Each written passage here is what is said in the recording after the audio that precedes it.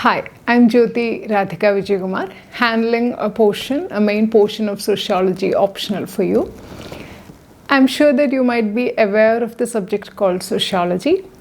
This is one of the important subjects that many aspirants choose for civil service exam, and many have got their place in the service with this optional.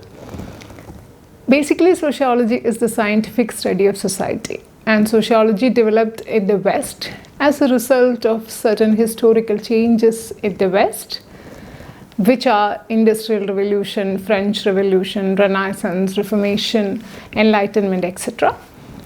And this discipline got popular in India. It's starting with the British period, the colonial period, and now the subject is being used to study and understand many social conditions in India. And the subject is getting more popular, and it is very important that sociology as a subject is used to analyze and understand various social issues in society. And at the same time, for you, from your point of view, for the civil services exam, sociology is for you an attractive option due to many reasons. First, when you're choosing an optional, there are various factors that help you make that decision. The first thing is that whether you have an interest for the subject. When you read, naturally, whether you need to check whether you have an affinity towards the subject. When you read the subject and try to understand the basic concepts of it, you need to analyze yourself and arrive at a judgment whether the subject is suitable for you, whether you have a passion for that. And regarding sociology, it is a very dynamic subject. When I told you that sociology originated in the West, and when you think about sociology, it is relevant every day. We need to apply sociological concepts in the day-to-day life and in the things that are happening around us for civil service exam. So you need to basically understand the concepts and apply them in our current social political scenario. Then that makes the beautiful combination for civil services preparation. So that way sociology is very interesting, because when you study current affairs, definitely you have to do your current affairs for your prelims, mains, and for the interview. And that portion, when you see them from a sociological angle, it becomes all the more relevant, it becomes all the more interesting. So the point I wanted to communicate to you is that sociology is a dynamic, evolving subject, because it can sustain your interest also. Because what is relevant for you, what is so important for you, is the way you apply it to the current situation. Second, it has been consistently performing and scoring. Many toppers have been there. You can Google and find the data. Many toppers have been there who have scored very well in sociology and who have reached the top position with sociology as the optional. Many have scored 300 plus marks, even up to 324. And generally you score from 260 to 280 and 280 plus. In addition to being an interesting subject, as I have mentioned to you before, sociology has many advantages as an optional. It has a short syllabus compared to many other optionals, and many areas overlap with your GS paper 1. You have an Indian society portion, and there are many topics which are from economics, geography, and many you handle, for example, like population, tribe, economic planning, land reforms, etc. That is in the GS2 paper. So sociology is comfortable for you that way also. Another aspect is that you need not necessarily have a humanities background to understand and learn the subject. Those from humanities background and from science background, both of you can easily understand the subject, learn the subject, and perform very well in the subject. Also, it will help you develop your analytical skills. And from Kerala, many candidates have been clearing the exam. Many of them have chosen sociology as their optional. And it is, and your marks will never go below a point also. That is also guaranteed. So in many ways, sociology will help you. I already told you that there's an overlapping between GS and sociology, and it will be very helpful for you when it comes to your essay paper, because we'll be covering many social issues: gender, caste system, class system, communalism, secularism. All those issues would be covered under different topics in sociology. That is also another important feature. And it is for you to choose which optional that is comfortable for you, which optional helps you reflect your analytical skills, your critical skills, your logical thinking, your clarity of thought, and your clarity of expression. And it is up to you to decide which is good for you. And you have available material for sociology. Also, we provide you the coaching that is necessary for you to clear the exam, crack the exam. And when we come to sociology as an optional, when we analyze the question papers, what is important is your conceptual understanding in the first paper. Basically, Western thinkers are there. Many of the thinkers like Emile Durkheim, we need to study Emile Durkheim, Talcott Parsons, Robert Merton, Karl Marx, Max Weber, G.H. Mead, etc. These are the main thinkers that you need to study. There are many concepts. These concepts have to be clearly understood. They have to be analyzed. That is there in the textbook. Basically, Harlem-Booth is the textbook that we follow. And when you come to the application of the concepts, many of the UPSC questions are like, how do you apply? For example, 2022, there was a question like, how is Durkheim's theory of religion applicable in contemporary society? So, first you need to understand the concept, and then you need to understand contemporary examples where the concept can be applied. And also you need to understand the relevance of this concept. So the first paper is mostly about concepts, theory, that you can largely learn from the textbook, and then you need to apply in your current context. That's a beautiful combination which will work very well if you understand that skill, understand the ability to combine the theory with practical examples from the classroom. We are assuring you that this would be provided in the classroom, because when we discuss sociology, we take examples from the world around us, and we need to make you equipped to apply them into real life, in real life situations. This is mostly in the first paper, and you need to compare different thinkers.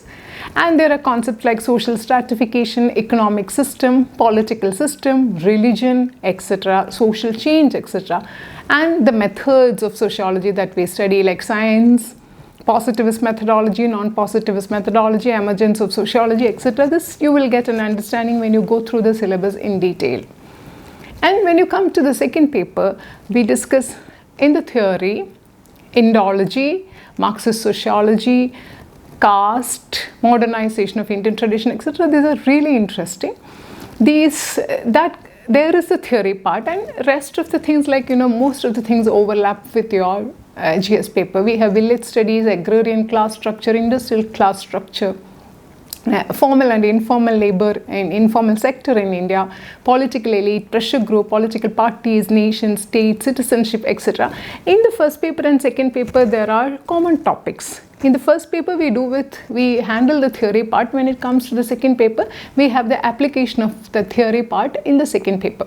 And also we discuss religion, and mostly interestingly, we discuss family, marriage, kinship, etc., the evolution of the institutions of family, marriage, etc., and how they have been changing and evolving over years, and what are the contemporary changes that are taking place. And these are the focus areas of our discussions.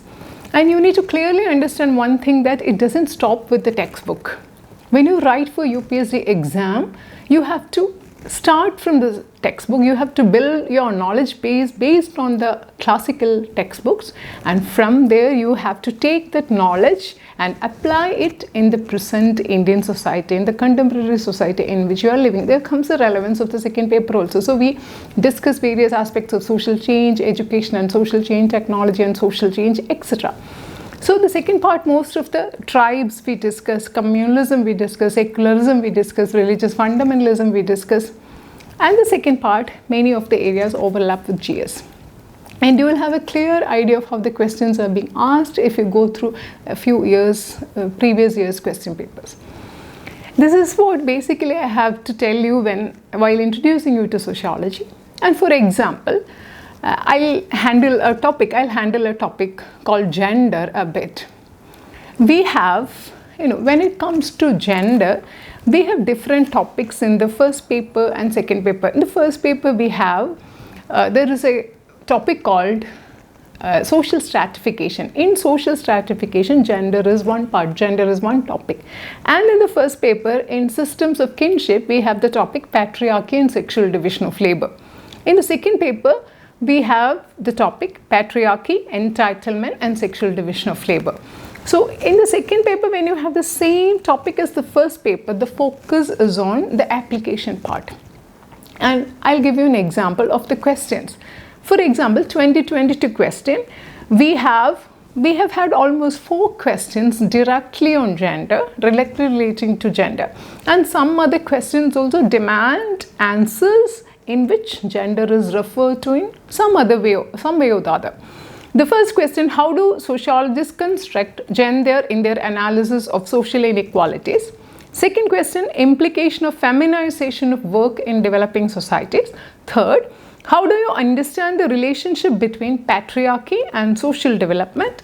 Fourth, discuss the material basis of patriarchy as an ideological system. These 4 questions came in the same year, covering a huge portion of your marks. So it is important that gender needs to be understood, and patriarchy needs to be understood, and sexual division of labor needs to be understood. For example, if I illustrate to you how do we handle it in the class, whenever we are dealing with a topic, the first thing that is important for you is to understand the concept clearly. When you say gender, what do you mean by gender? What is the difference between sex and gender? Sex is something on the basis of your biology. That is, for example, when you talk about gender in the current context, it is so important that we discuss the recent Supreme Court handbook on gender. This has came out now. It tries to break gender usages, gender biased usages in language. It tries to question gender-based patterns in gender-based logic in arriving at a conclusion, especially in court judgments, and it tries to break gender stereotypes. So in that context, it is all the more relevant. And when you study gender, it is written, theoretical part is written in your textbook, but at the same time, when you're writing about gender for the civil service exam, you need to include, for example, tomorrow you're writing the exam, you need to include Supreme Court's handbook also. This way your subject has to have a current application and current relevance. So the first thing, what is gender? Gender is a social construct. Gender is not just your biological difference. It is a social construct which has psychological and cultural attributes based on your biological features. Robert Stoller, a psychoanalyst, is the one who made the distinction first. For example, when you say man and woman, it is based on your gender, or male and female. When you say masculine and feminine, it is your gender. And we have transgenders. In the case of transgenders, there is a mismatch between what is the sex that is assigned at birth and what the person experiences at that person's gender. For example, Supreme Court in the recent handbook says that somebody is born male, you say assigned male at birth or assigned female at birth. This attribution is done by somebody else, not the person herself or himself. And in the case of transgender, that person asserts, experiences and acknowledges their gender identity on their own. That's the basic difference. So first you understand what are the concepts. We explain to you what the concepts are. And then you need to know what are gender stereotypes. Gender stereotypes are based on a preconceived notion or prejudices regarding how people of different genders think, behave, etc. For example, we say in the Supreme Court handbook, it is made so clear that women are so compassionate, caring, emotional. You judge women on the basis of that. Men are so aggressive. The handbook doesn't specifically talk about the features of masculinity, but in the textbook, basically we follow Harlambos. Harlambos is the textbook, this big, huge textbook that I have with me, which we follow generally as the classical textbook for sociology, in that they really talk about how masculinity is also being constructed. So the first thing you need to know, what are these concepts? What are gender stereotypes? These are certain patterns of behavior attributed to people belonging to different genders. Men have to be like that. Being masculine is this way. Females have to be, being feminine is this way. And what is patriarchy? Patriarchy is a social system in which men are supposed to exercise control over women, men are considered superior to women, and women are considered a little bit submissive and inferior to men, and men control power. Men are in powerful positions, and many institutions, like we have patriarchal marriage, we have patriarchal family, we have patriarchal religion, we have patriarchal public spaces, our language is patriarchal, we have patriarchal culture, we have patriarchal traditions. We discuss all those things in patriarchy. And we have patrilocality and we have patrilineage. There are different concepts associated with patriarchy. We first discuss all those concepts when we do our class. And then we have another concept called sexual division of labor. What do we mean by division of labor? Division of labor is an arrangement in which a complex task is divided into simpler tasks, and people who have expertise in it are allocated each specific task and they do it repetitively. In the case of sexual division of labor, this division is not based on one's expertise, it is based on one's gender. Women do cooking, women do household chores, women take care of parenting more, and men go outside. This is the concept that, this is basically the division of labor according to sex, sexual division of labor. This is another concept that is important. And there are various theorists, sociologists who have talked about it. Some have approved of it. According to Peter Murdoch, he did a study of different families, and for him the basis of division of labor was biological difference. And another sociologist, very important sociologist, Talcott Parsons, whom he studied his pattern variables and social systems as part of the thinkers, and he has really contributed a lot to sociology. Basically his agile framework, which is even useful in understanding many social problems in India today. He has said that in the family is a space, especially modern nuclear families, are spaces of adult personality stabilization. And women have an expressive role in families. That is what he says.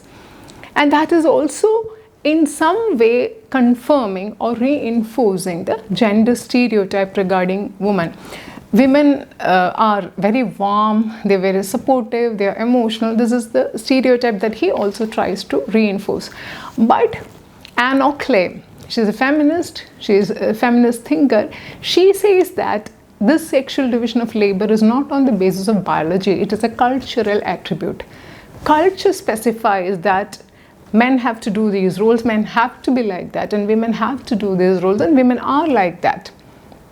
So, gender roles are the results of socialization. She also talks about various ways in which these gender roles are internalized by new generation. For example, the way she has many terms like manipulation, etc., for the way we give toys to young children.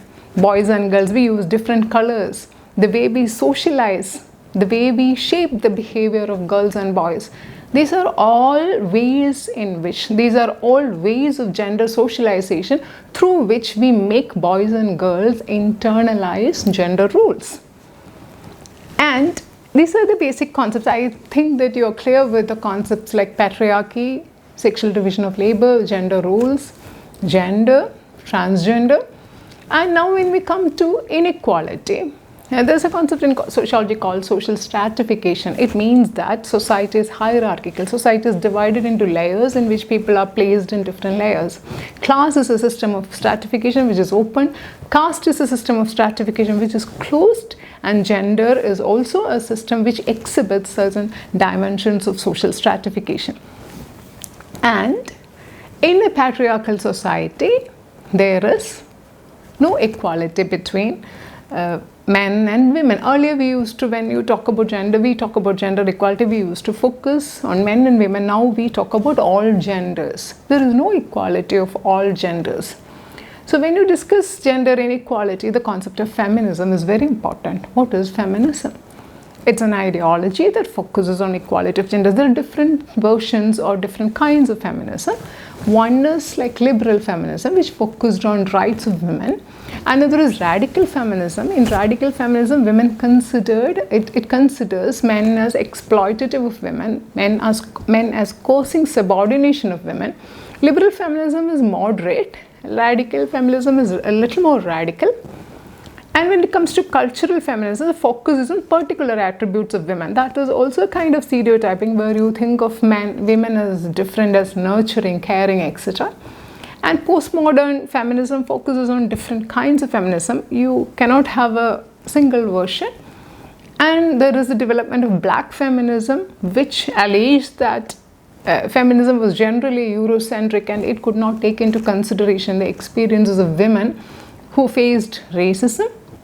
And in India, we have Dalit feminism that focuses on the intersectionality, where there is, when gender and caste come together, there is double oppression for women belonging to the Dalit caste.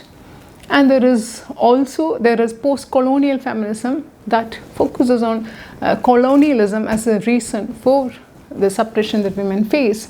And there is Marxist feminism, which attributes the main cause of this oppression to the capitalist system. So there are various kinds of feminism, but the focus is on inequality, and the focus is on the need of equality.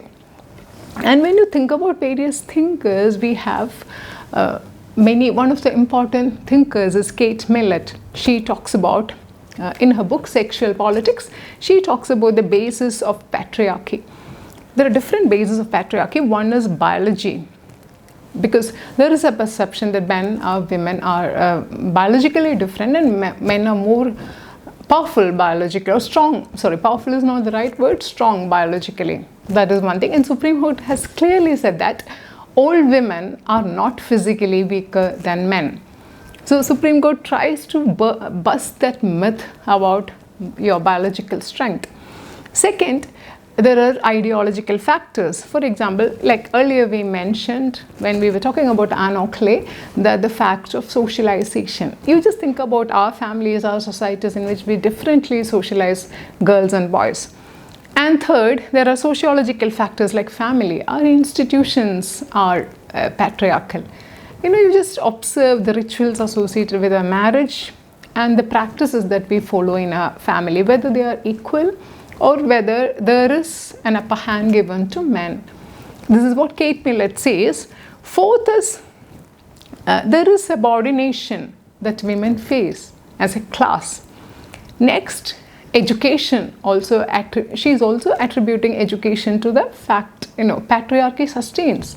For example, in our education system, you can find division, gender discrimination. In the syllabus, you can see that. In the curriculum, you can see that. The images that you use, the examples that we use.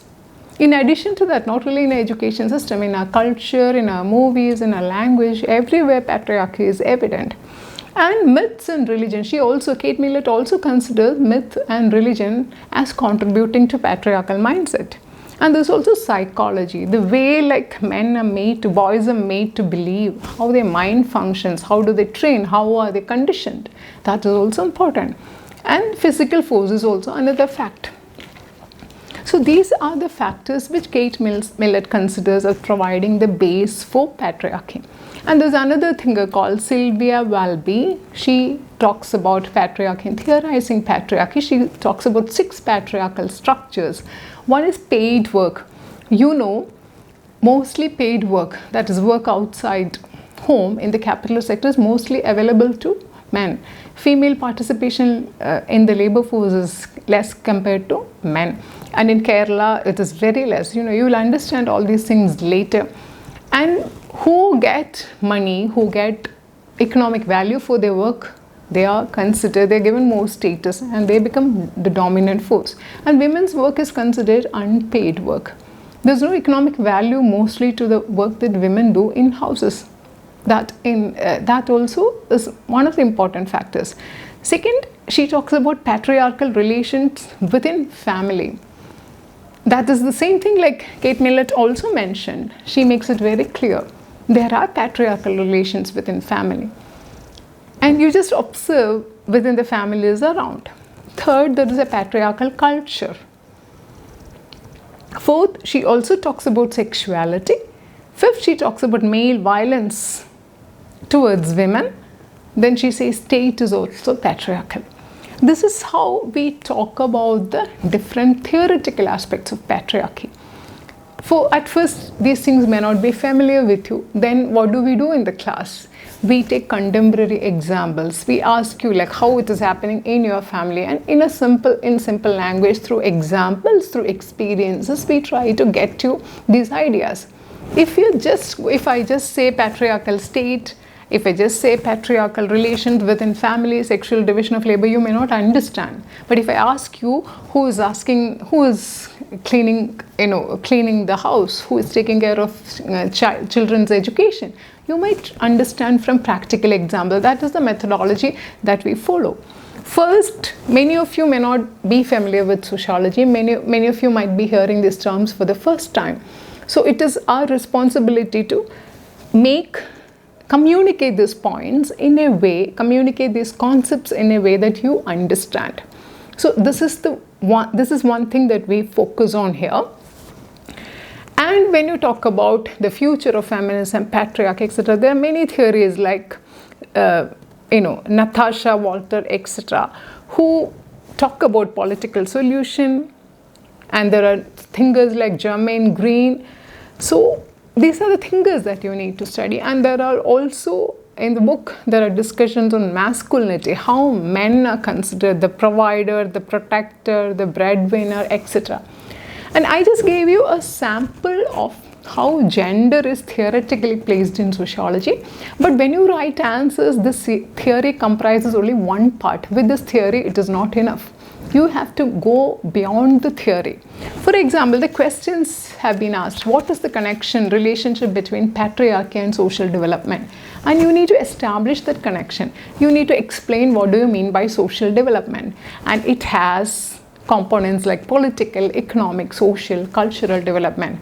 And what is the absence of women from there? How do you account for the absence of women from these spaces? And how does the absence of women impact these spaces? How does it impact policies? How does it impact decision making? How does it impact GDP growth? How does it impact technological advancement? These are the things that you need to be very clear when you connect these answers. So what I'm trying to tell you is that mere theory will not help you. Theoretical understanding has to be combined with your ability to apply and ability to connect and link it with current situations that are happening around you.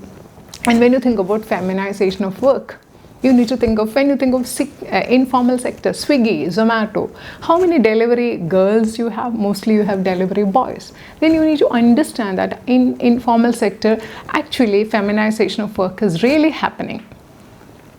Okay. So what I wanted to tell you is that along with theory, application is important. For application to happen, you need to observe the society around you. You need to be thorough with regard to current affairs.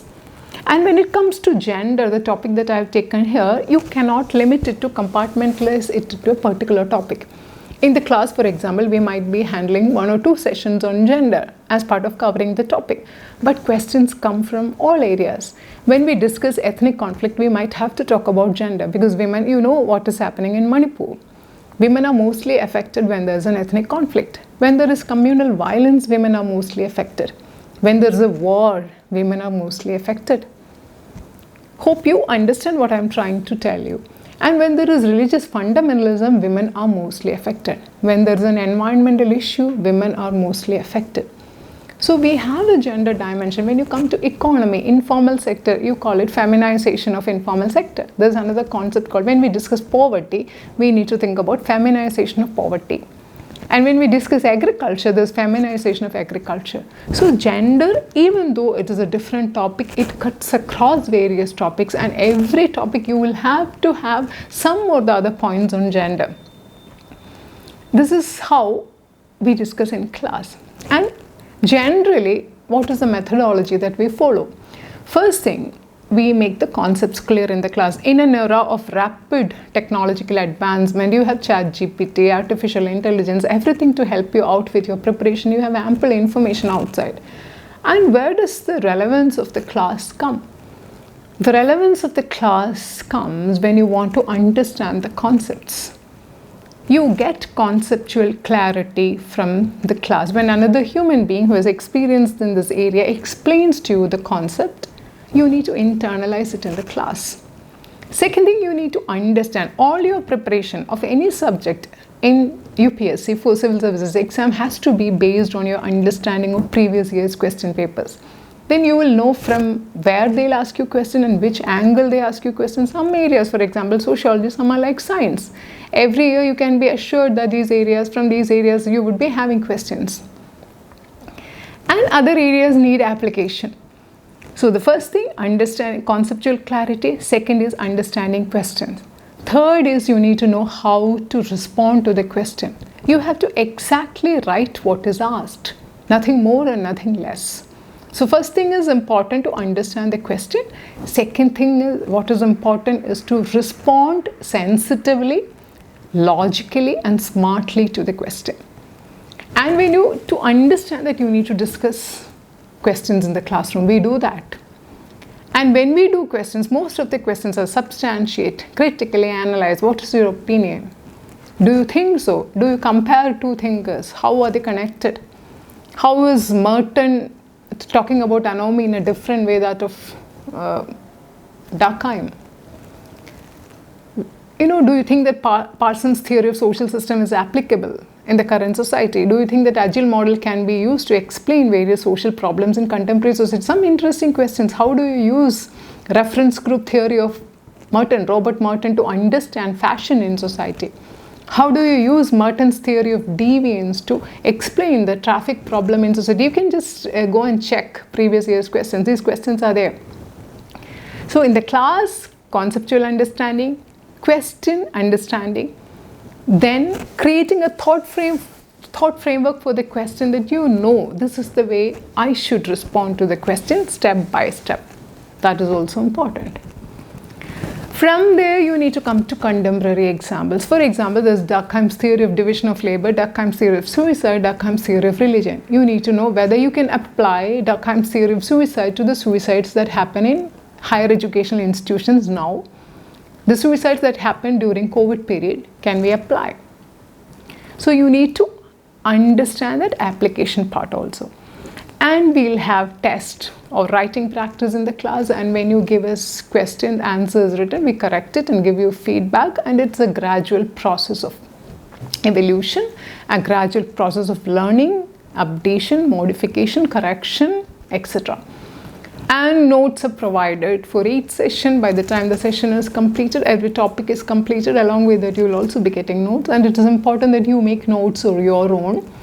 Otherwise, it will be very difficult for you to follow. And it is also important that you don't go for so many books. You needn't go for so many books. You need to follow the textbook, the most important reference point for that book, the notes given, the lecture notes, the discussions in the class, and the other books which we would tell you for each topic.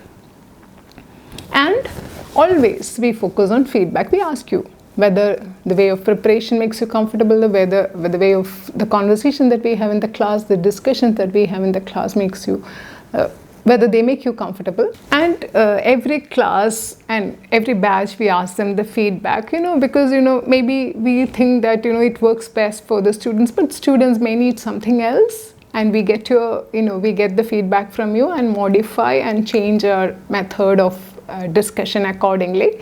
So that freedom and flexibility are always there. You should benefit the best from the class.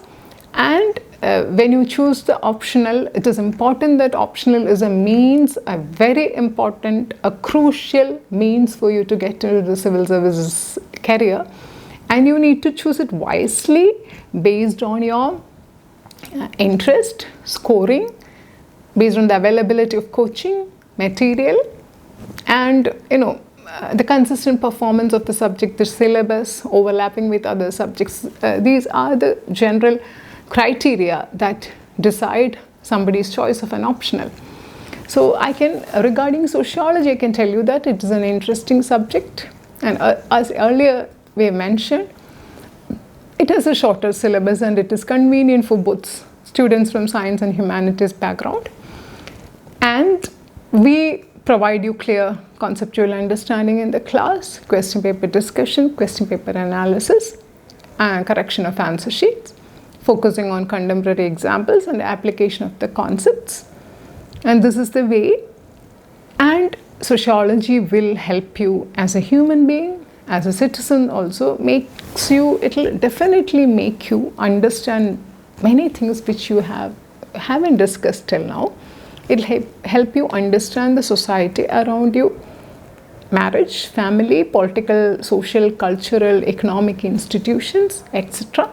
And that will also enhance your answers in other subjects, your interview preparation, your essay preparation, etc. And I'm sure that for anyone, the journey with sociology, a live, dynamic, interesting subject that also has the potential to transform you as a person and a citizen, along with fetching you good marks and getting you into the service, would be a beautiful one. Wish you all the very best, and think, decide and ask yourself whether this subject is suitable for you.